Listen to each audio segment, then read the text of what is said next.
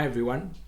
Recently I was reading in the book of Genesis chapter 45 about the life of Joseph, and he makes this amazing statement.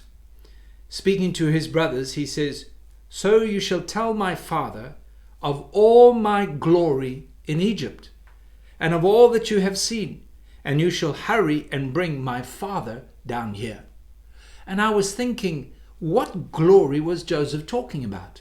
Was he talking about some supernatural cloud of God's presence? Was he talking about gold falling down from heaven? No. Joseph was referring to how God had provided for his every need. He wasn't talking about the fact that he was a president, he had prime minister of the country, he had position, he had wealth. No.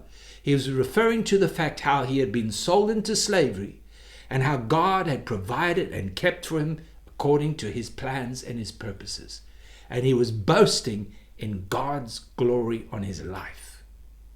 And I believe that you and I can walk in that same glory.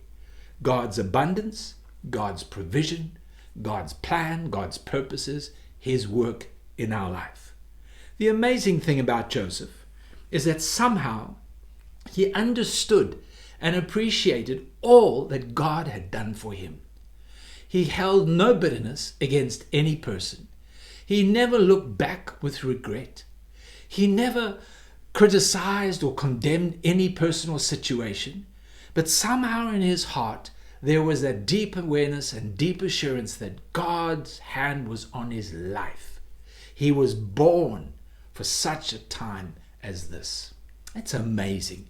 And you know, we serve the same God.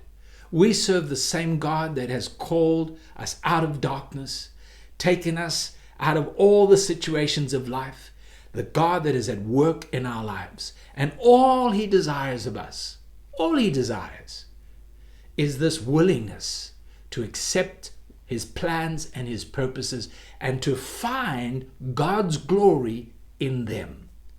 I believe when Paul speaks in the book of Corinthians and he encourages us to realize that we grow from glory to glory to glory.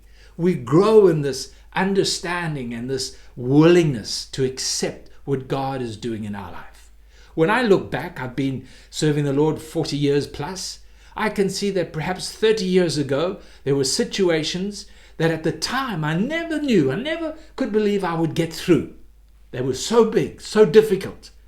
But today I look back and I can see that God has been faithful in what he has accomplished in me and through me.